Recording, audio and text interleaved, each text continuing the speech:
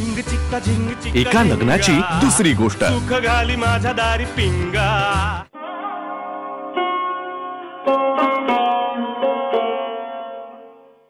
तरी ना मला त्या पोराबद्दल पहिल्यापासून शंका वाटत होती.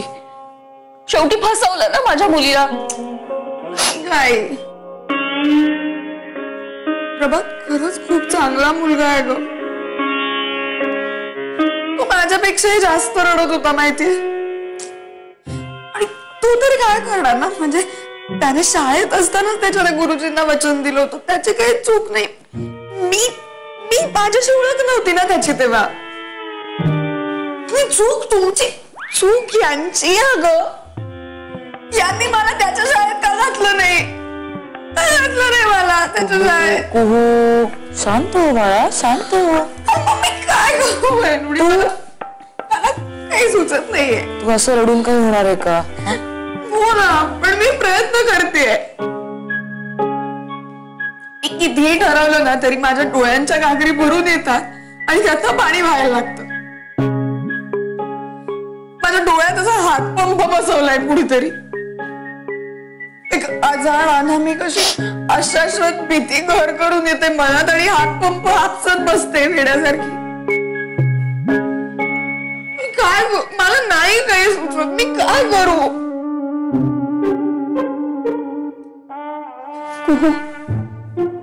सोडून देतेस का प्रभातला. अगं म्हणजे मला असं म्हणायचंय की आपण दुसरा चांगला मुलगा बघू का.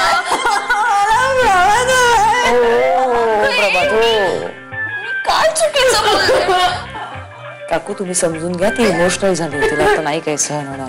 थोडस नाही नाही नाही नाही नाही. नको ना ग बाळा रडूस. रडायला लागलीस की मला कसं तरी होतं ग सोन्या. मी खरंच त्या प्रभातचे पाय धरू का जाऊ.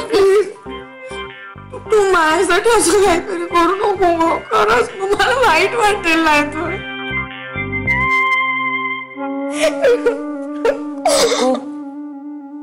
काकू तुम्ही नका रडू. काकू प्लीज काकू शांत व्हा. बघ मला आई रडते तुझ्यामुळे. बघा ऐका ना काहीतरी मार्ग निघेल. आपण प्रभातला परत घरी बोलवू. हा आपण बोलू त्याच्याशी. ऐक मी घरादाराशी बोलते तुझ्या. हा घनश्याम बोलू त्याच्याशी. काहीतरी होईल. तुम्ही नका धीर सोडू काकू. शांत हो बाळ. आई रडली ना. शांत होईल काहीतरी. चुकले मी.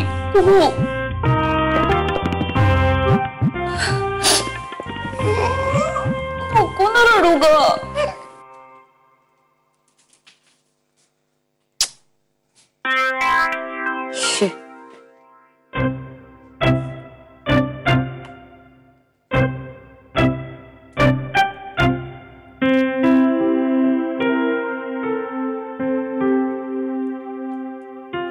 काय झालं राधा. कुहूचा जाम प्रॉब्लेम झालाय घनश्याम. तो मुलगा फ्रॉड निघाला का. नाही मुलगा चांगला आहे. तो लग्न करायला पण तयार आहे. पण त्याचा एक भलताच प्रॉब्लेम झालाय. काय. त्यांनी म्हणे लहानपणी कुठल्या तरी त्याच्या गुरुला ब्रह्मचारी राहीन असं वचन दिलं होतं. आता ते गुरु गेले. ते नाहीयेत आणि त्यामुळे ते वचन मागे घेता येत नाही.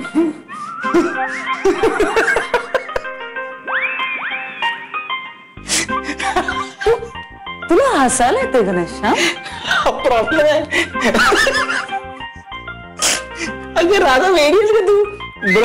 ब्रह्मचर्य वगैरे हे सगळं गेलं. आता नाही ते आपल्या आयुष्यात. ते सगळ्या जुन्या परंपरा होत्या. बालशेती मुलं. तुला हसायला येत असलं ना तर त्यांच्यासाठी हा प्रॉब्लेम खूप गंभीर असू शकतो. रादर आहे. तू केवढी सिरियस झालीस. अगं मुळात ब्रह्मचारी राहीन हा प्रॉब्लेमच कसा असू शकतो. तू बरी आहेस का. म्हणजे लग्न करणार ते दोघे. आता काय पत्रिकेवर काय छापून घ्यायचं. ब्रह्मचारी प्रभात वेड्स काव्य सम्राज्ञी कुहू.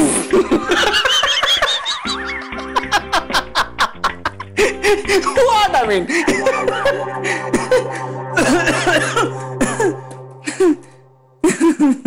हे बघ घनश्याम. आपल्याला हे हास्यास्पद वाटू शकतं पण त्यांच्यासाठी ते सिरियस आहे. त्यामुळे त्यांचं लग्न मोडू शकतं. तुला इतकं सोपं वाटतं तर जाऊन सॉल्व्ह कर ना त्यांचा प्रॉब्लेम इथे असं असं करत बसण्यापेक्षा. हो हो मी सॉल्व्ह करणारच आहे, तू काळजी करू नको. हे अत्यंत अत्यंत सोपा प्रॉब्लेम आहे हा, मी सॉल्व्ह करणार आहे. पण तुला एकदा मला येऊन सांगू दे ना हे सगळं. म्हणजे लहानपणी ती सगळं मला येऊन सांगायची, हल्ली ती सगळं तुला सांगते. एकदा मला सांगू दे, मग मी बघतो. ती सगळं येऊन मला सांगते कारण तिला असं वाटतं की मला सांगितलं म्हणजेच तुला सांगितलं. आपलं लुटूपुटूचं लग्न आहे हे माहित नाही ना तिला. आणि तू असतोस का मुळात घरात तिचं ऐकून घ्यायला? सतत तिला लहान लहान म्हणून चिडवत असतोस. राधा लहानच आहे ती. स्वतःचं लग्न ठरवलं म्हणजे काही शिंग नाही फुटली तिला. घनश्याम असं नको म्हणूस प्लीज.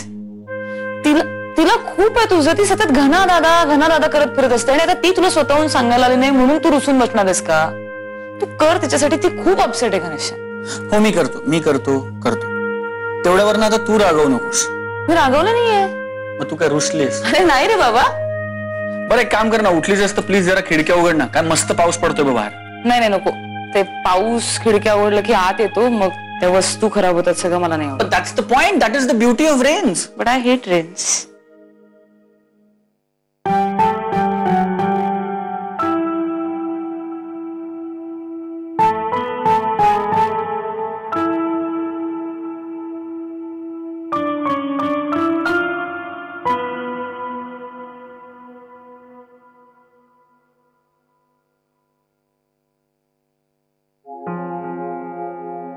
प्राची,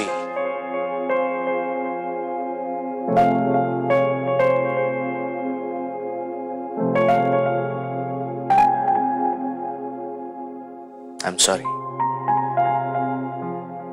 कशाबद्दल? चेचे तू अजिबात सॉरी म्हणू नकोस रे. तुझं अगदी बरोबर आहे. हे बघ, मी माझ्या लेकाला ओरडू शकते, राधाला जाब विचारू शकते, अगदी जमाई बापूंना सुद्धा मी ओरडू शकते. पण तू कोण आहे समजा म्हणून आम्ही तुला जाब विचारायचा. अगदी बरोबर आहे तुझं. खरंच माझी जरा वेगळ्याच गोष्टींमुळे चिडचिड झाली होती. हो नाही पण तुझ्या या अशा वागण्यामुळे ना एक गोष्ट मला नक्की कळली. हा, अनोळखी माणसाच्या आयुष्यात कधीही आपण लुडबुड करायची नाही. थँक्यू. तसं नाही आहे प्राची, तसं खरंच काही नाही. उलट इथे राहायला आल्यापासून मला रिअलाइज झालंय की मी आयुष्यात काय मिस करत होतो. आणि ते म्हणजे नात्यांचा ओलावा, हक्क. मला या हक्काची सवयच नाहीये का? कधी कोणी इतक्या अधिकारवाणीने मला सांगितलंच नाही की घे बाबा, हळद घातलेलं दूध पी, पायाला लागलं असेल की किंवा साधा सर्दी खोकला झाला असेल तरी डॉक्टरांकडे घेऊन जायचं आणि औषध घेऊन यायचं बस. कधी कोणी प्रेमाने औषध भरवलंही नाही मला. गोळ्यांच्या वेळा दिल्या जायच्या. ही वेळ झाली की ही गोळी घे बस. 6 वर्षाचा असल्यापासून मी हॉस्टेलमध्ये राहतोय. मला आठवतही नाही की माझ्या आईने मला शेवटचा कधी भरवलं होतं. कदाचित मी कुपकुलं बाळ असेन तेव्हा भरवलं असेल. म्हणूनच मी असा वियर्ड झालोय कदाचित. मी ना असं माझ्या भोवती एक कड घालून घेतलंय. त्यात कोणी शिरण्याचा प्रयत्न केला ना की मी खूप अनकम्फर्टेबल होतो. पण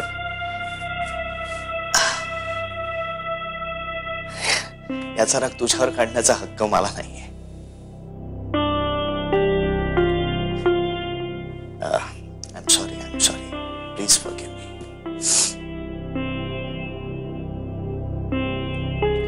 एका अटीवर, हे जे काय कडं घालून घेतलंयस ते तोडलंय कुणी? नाही म्हणजे ती मुलगी कोण आहे? नाही मुलगी वगैरे नाहीये कोणी. खूप अशा भानगडी केल्यात आधी. आता भानगडी करायला वेळच नाही माझ्याकडे. अच्छा, मग तुला इतकं डिस्टर्ब कोणी केलंय? मी?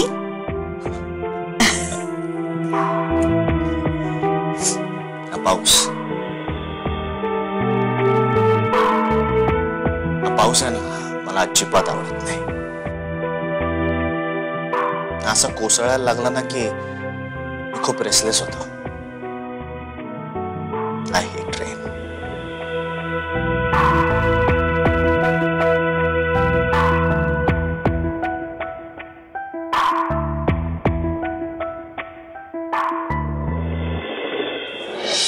असंही आपण फार कॉन्ट्रास्टिंग आहोत एकमेकांना, फार विरुद्ध होत. मग तुझ्या मनातला तुझा आयडियल तरुण कसा असेल राधा? एका लग्नाची दुसरी गोष्ट. सुख घाली माझ्या दारी पिंगा.